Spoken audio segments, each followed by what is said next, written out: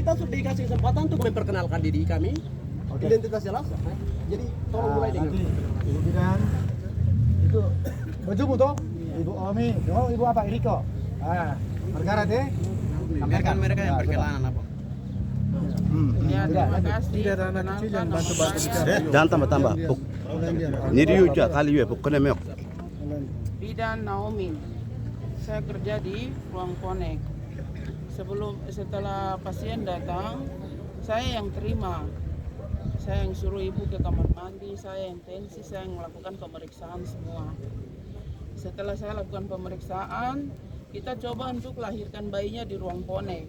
Tapi karena tidak lahir, saya antar ke ruang bersalin. Sebelum saya antar ke ruang bersalin, saya sudah kasih tahu sama suaminya.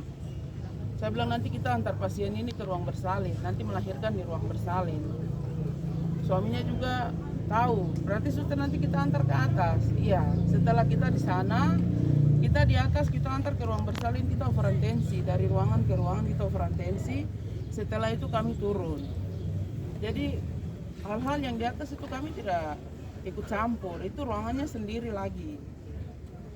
Jadi yang Bapak izin saya tambahkan, petugas dari sini antar, di atas diterima oleh petugas di ruangan bersalin. Sudah mereka kembali ke ruangan kerjanya kembali di sini.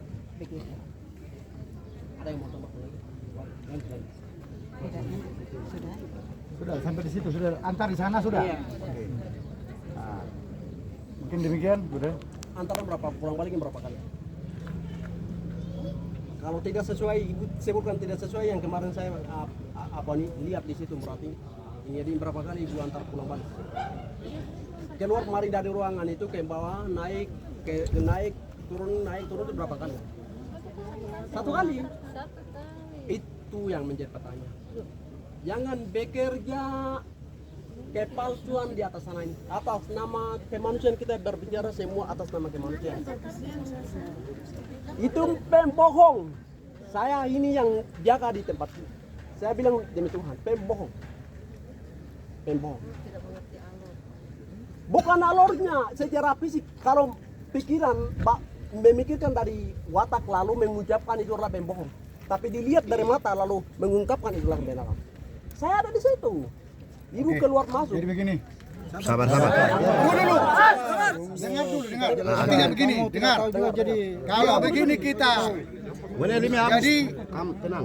jadi tenang dulu. Ya. Karena kita sudah komitmen tadi ya. Siap apa? Nah, Diam. jadi yang lain juga tenang. Ibu-ibu tenang di situ. Jangan tambah-tambah mulut. Kamu pahami? Saya mau izin dokter untuk bicara. Mengerti semua tak? Siap. Dari ibu direktur. Jadi apa yang sudah pertemuan ini kami yang menjamin semua nih. Jelas semua ya? Siap. Jadi tolong jaga apa yang sudah kita bicarakan, apa yang kita sudah pegang tadi semua. Terus yang lain juga tidak usah mendesar-desar ke sini. Kalau kalian mau ingin tahu semua, berarti kalian tidak hargai yang ada di depan. Itu. Terus selanjutnya lagi untuk adik ini.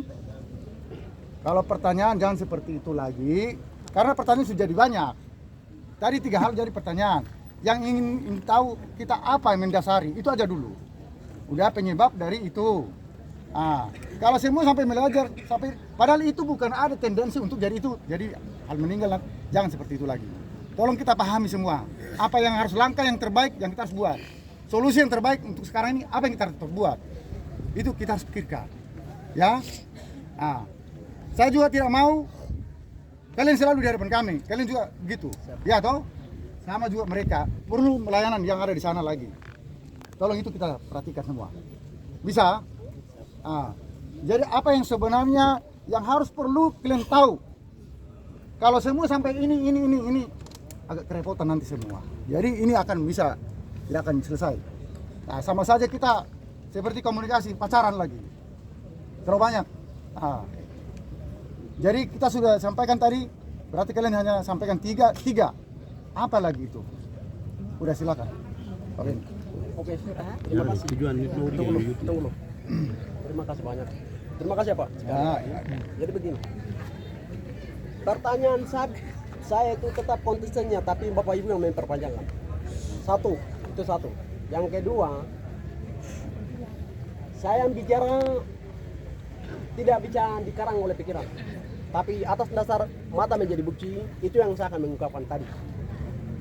Karena pada prinsipnya kan orang Papua dan kami keluarga ini, ketika kalau ada orang yang meninggal baru di depan ada mayat baru bicara bersifat manipulatif, konsekuensinya apa? Menyerang nyawa saya.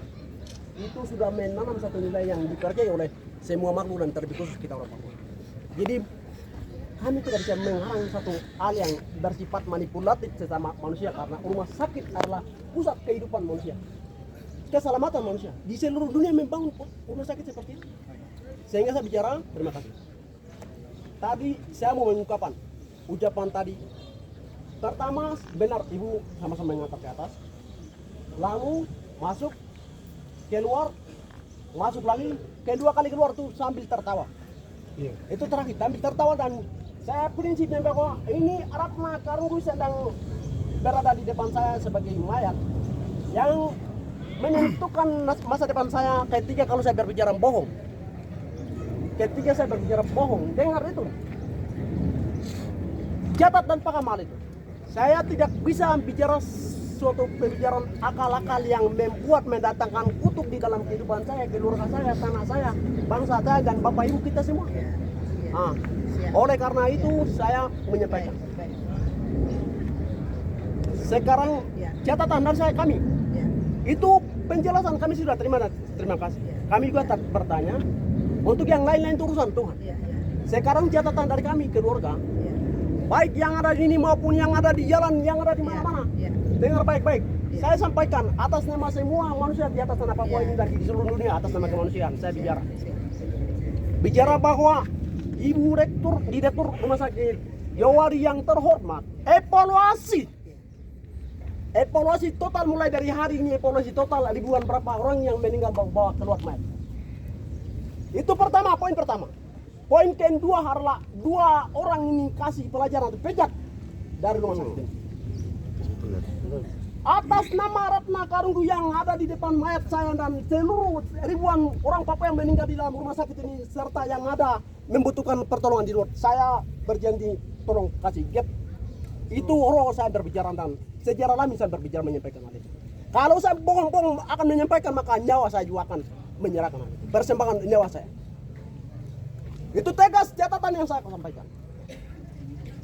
Kemudian yang ketiga adalah mengerjakan untuk dikasih bidang hikmat, akal budi oleh Tuhan untuk melayani manusia lain yang dibutuhkan, karena orang dididik adalah memberikan pelayanan kepada yang lain. Itu dengan konsisten, dengan jangan pernah lari bawa satu pembicaraan yang aneh-aneh, jangan. Karena orang kita sudah hormati pelayanan yang mulia adalah orang-orang kesehatan yang kerja di rumah sakit. Tapi kalau dia tidak jelas dengan aneh-aneh seperti ini, maka mana mungkin kita berjaya. Itu catatan kami. Terakhir, Bapak Bupati Kabupaten Jayapura, Kepala Dinas, serta Direktur yang kami hormati, serta Pak Kapolsek, tolong melakukan evaluasi total atas semua manusia yang meninggal di tanah ini. Di rumah sakit terlebih khusus di Awai ini. Waroni. Itu saja yang saya dapat sampaikan. Yang terakhir, kami minta untuk kedua jenazah yang ada di sana, formalin. Minta tolong segera formalin, karena kami nanti ini anak kecil. Jadi kami besok baru membawa ke mayat. Sehingga itu selesai dilakukan, menyerahkan ke kami akan pulang. Tidak ada orang yang bicara. Oke? Terima kasih banyak. Bagaimana Pak mau bicara? Pak Bob, saya masih saya bicara Pak Direktur. Masih bicara. Kalau mau bicara enggak? Ini orang tua saya hanya satu kata atau 2 kata saja. Ibu